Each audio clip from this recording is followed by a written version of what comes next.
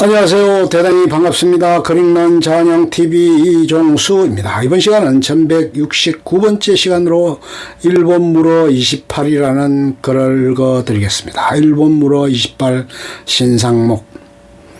노련한 외교술로 대일 교육권 확보한 약스 스벡스.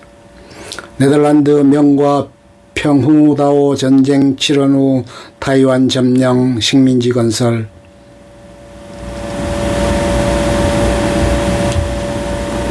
나가사키 다이칸 CS9 헤이조 타이완 무역 이권 놓고 네덜란드 동인도 회사 VOC와 충돌. VOC의 타이완 총독 약스 스맥스 무리비 전 네덜란드인 신병인도 독국가 막보에 체면 살려주면서 분쟁 해결. 타이완을 둘러싼 일본과 분쟁을 해결한 VOC의 바타비아 총독 약스 스벡스. 17세기에 들어서자 대항해 시대는 새로운 국면에 접어든다.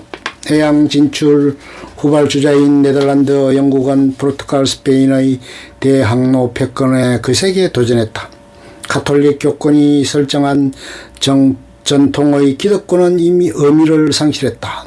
이는 권위가 아니라 기술 자본의 우위가 해외 진출을 좌우하는 경쟁본위 시대로의 레짐 체인지를 의미했다. 가장 먼저 도전장을 던진 것은 네덜란드였다. 포르투갈의 동아시아 해양로 구축 사정을 파악한 네덜란드의 동인도회사 VOC는 향신료 제도를 직접 노렸다. 기존 최대 상품이었던 후추는 독점 붕괴에 따른 공급 증가로 수익성이 폭락하고 있었다. VOC는 수익성이 높은 육두구 클로버 확보를 위해 향신료 제도의 안본에 상륙하여 포르투갈 세력을 몰아내고 거점을 확보한다. 안본 사건 이후 VOC와 포르투갈은 아프리카 동안의 모잠비크에서 시작하여 동인도 말라카 마카오에 이르기까지 인도 에스타도의 전략적 요충지에서 동아시아 해양 패권을 건 일진일퇴의 공방전에 돌입한다. 포르투갈은 전략적 거점과 천혜의 요새를 확보하고 있었으나 오랜 독점의 함정에 빠져 군사시설은 낙후되고 관리자들의 기강은 해이해져 있었다. VOC는 1619년 자바섬의 자야카르타, 지금의 자카르타를 점령한 후 항만과 요새를 건설하여 아시아 공략 거점으로 조성한다. 네덜란드인들은 이곳을 자신들의 조상 이름을 따 바타비아로 명명하였고, 바타비아는 2차 세계대전 이후 인도네시아가 독립할 때까지 네덜란드령 동인도의 수도 식민제국의 중심이 되었다. 네덜란드의 중국 진출. VOC의 향신료 제도만큼 중요했던 것은 중국과의 교역이었다. 네덜란드는 산행회사 시대부터 중국의 문을 두드렸으나 포르투갈의 견제와 명조정의 거부감으로 교역의 문을 좀처럼 열리지 않았다. 바타비아를 확보하여 전열을 가다듬은 VOC는 중국 진출 교도부 확보에 사활을 건다. VOC가 가장 눈독을 들인 것은 마카오였다. 마카오를 손에 넣기만 하면 포르투갈 축출과 대중국 교역이라는 일석이조의 효과를 얻을 수 있었다. 1622년 6월 바타비아 총독 쿠너의 지시로 13척의 함선에 분성한 1300여 명의 주력 부대가 마카오를 공략한다. 그러나 전력 우위를 자만한 VOC 함대는 변변한 장비와 병력도 갖추지 못한 마카오 수비대의 유인 전술에 말려 참패를 당하는 수모를 겪는다. 동아시아 바다에서 유럽 세력 간의 힘겨루기가 벌어진 것은 이때가 처음이다. 마카오 확보에 실패한 VOC에는 플랜 B가 있었다. 남은 전력을 추스른 VOC 함대는 7월 푸첸성과 타이완 사이에 위치한 펑후다오에 상륙하고 난 펑후다오 조차와 통상 개시를 요구한다. 국방 차원에서 일부러 비워놓고 있는 섬을 무단 점령한 양의의 통상 요구에 응할 명이 아니었다. VOC의 펑후다오 점령을 심각한 위협으로 판단한 푸첸 순무상주조가 VOC 요구를 거절하고 즉각 펑후다오에서 퇴거할 것을 명하였지만 VOC는 오히려 요새의 방벽을 강화하고 수십 문의 대포를 설치하는 한편 바타비아에서 보급품을 실어 나르면서 버티기 채비에 들어간다. 보이오시가 틈틈이 샤먼을 비롯한 푸첸 해안에 무장선을 보내 중국 선박과 해안 마을을 약탈하면서 압박을 가하자 그 호전성에 놀란 상주조는 일단 대화를 시도한다. 1623년 2월 명은 보이오시가 평후다오를 떠난다면 중국 영내가 아니라 제3의 장소에서라도 동상을 허가할 의향이 있음을 전하고 보이오시가 머무를 수 있는 대체지로 타이완을 제시하는 등 유화책에 나선다. 그때까지 중국 왕조들은 타이완을 중국의 영토로 인식한 적이 없었고 완전한 외지로 취급하였다. 보이오시는 그 전해에 타이완 남부를 답사한 후 일본, 중국 상선이 드나들어 항구를 독차지하기 어려울 것으로 판단하고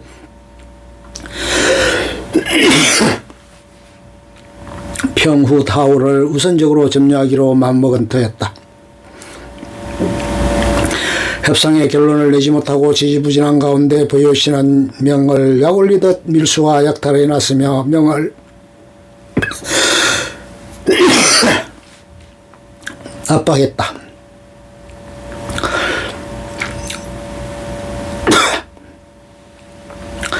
주민 피해도 피해지만 보이오시의 난동으로 푸젠 마닐라 간 해상 교역로가 막히고 주요 세입품인 스페인음 반입에 지장이 초래되자 명의 신기가 더욱 불편해진다. 6월의 태풍으로 요새의 방백이 허물어지자 보이오시는 해안 일대에서 중국 양민을 납치하여 방벽 보수공사에 동원하고는 이들을 바타비아의 노예로 처분해버린다. 평후다오 전쟁.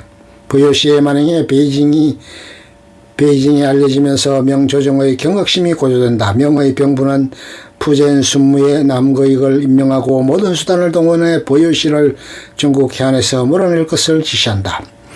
11월 통상교섭을 제의하는 척하면서 보이오시 사제를 샤먼으로 불러들인 남거익은 이들의 상륙을 유인한 후 사절단장 크리스티안 프랑스준을 포함 50여 명의 인신을 구속한다. 생포된 보이오시 인원들은 모두 참수되었고 프랑스준은 베이징으로 송환되어 처형되었다. 보복에 나선 보이오시가 이듬해 1624년 1월부터 연합약탈을 재개하자 결전을 각오한 남거익은 2월 푸젠 전역에 동원령을 내리는 한편 150여 척의 군선을 동원하여 전면적인 평후다오 봉쇄에 돌입한다. 전쟁은 쉽게 끝나지 않았다. 명의 군선들은 보이오시 포대의 화망을 뚫지 못했고 함상과 요새에 제대로 접근조차 하지 못했다. 그러나 시간이 갈수록 보이오시는 명의 물량 공세를 견디지 못하고 수세에 몰리게 된다. 7월 이후 집요한 상륙작전이 결국 성공하고 이로 인해 요새로 통하는 물길이 차단되는 한편 8월 이후 명의 군세가 계속 보강되자 중과 부족에 몰린 보이오시는 패배를 인정하고 강화를 제의한다. 보이오시는 명이 제시한 조건에 따라 요새를 파괴한 후 9월 평후다오를 떠나 타이완으로 철수하였다. 이로써 7개월 넘게 계속된 무력 대치는 명의 승리로 종결되었지만 명 입장에서는 승리를 기뻐할 수 없는 전쟁이었다. 명군은 10배가 넘는 양적 우위에도 불구하고 보이오시 신무기 화력에 큰 희생을 치르며 고진을 면치 못했다. 평후다오에서는 성체만 한 보이오시 함선에 조각배 같은 명군선 수십 척이 달려들다가 추풍낙엽처럼 나가떨어지는 어린아이 손목 비틀기 싸움이었고 세상의 중심을 자부하던 명은 깊은 좌절감을 맛봐야 했다. 남거익은 조정에 올린 상계에서 홍모인 서양인의 배는 대단히 크고 그 한포는 심리 밖에서도 중국 군선을 한방에 조각내버리는 가공할 위력이었다고 놀란 심정을 적고 있다. 그러나 기술 문명이 세상을 지배하는 시대가 돌아왔음을 알리는 이때의 교훈은 중국의 변화를 촉발하는 데 실패한다. 1840년 아편 전쟁을 겪은 이홍장은 이렇게 기록한다. 오늘날 목도하고 있는 홍모 외적 영국의 침입은 중국 3000년 역사에 전례 없는 일이다. 이토록 강력한 무력과 화력을 지닌 외적은 지난 1000년간 중국이 경험해 본 적이 없으며 이들은 중국이 감당할 수 있는 적이 아니다. 평후다오 전투 이후 200년 세월이 무색한 뒤늦은 한탄이었다. 열강의 각축장이 된 타이완, 네덜란드는 대만의 무역 거점으로 식민지 포르트 잘란디아를 건설했다. 타이완으로 물러난 보요시는 자이반, 타이반, 플랜시로 전환한다. 포르투갈이 포르모사로 부르던 타이완은 사실 보요시가 특별히 마다할 이유가 있는 곳은 아니었다. 보요시는 즉각 타이완 남부 지금은 타이난시의 제일란디아 요새를 구축하는 한편 원주민을 교화시키고 본토의 한족을 입식시키면서 정력적으로 동아시아 전진기지화 작업을 추진했다. 보요시 거점 구축은 타이완의 이해관계를 가지고 있는 세력의 견제와 반발을 유발한다. 당시 스페인과 네덜란드는 공식 교정국이었고 보요시의 타이완 내 거점 확보는 마닐라 푸젠 무역로의 안전에 큰 위협이었다. 대응 조치에 나선 필리핀, 스페인령은 1626년 타이완 북부에 상륙하여 교두보를 확보하고 1629년에 요새화된 거점을 구축한다. 지리적 역사적으로 아무런 연고가 없는 두 외부 세력이 원주민 의안과 관계없이 남과 북의 자리를 잡은 이때부터 타이완은 이미 열강의 각축장이었다. 타이완을 둘러싸고 더욱 첨예하게 이해관계가 대립한 것은 일본보다 정확히는 타이완을 무역 증개지로 활용하던 규슈의 영주와 상인들이었다.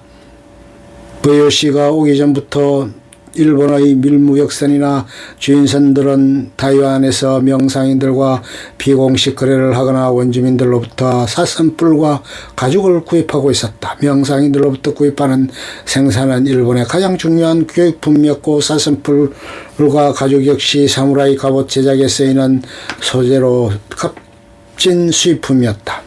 1625년 타이오완 초대 감독관 마르텐 송코는 타이오완에 기항하는 일본 중국 무역선에 10%의 관세를 부과한다.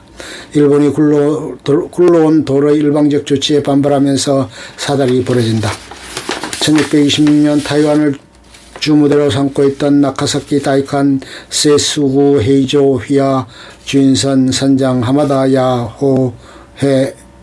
야효에는 쇼군의 무역 허가증인 주인장을 소지하고 있었고 이를 근거로 보요시 관세 무역 부과에 극력 저항한다. 보요시가 물러서지 않고 야효에가 구입한 생사의 일부를 압수하자 양측 간의 갈등이 수면 위로 부상한다. 끝. 좋으면 좋아요, 구독, 알림 설정 눌러주세요. 감사합니다.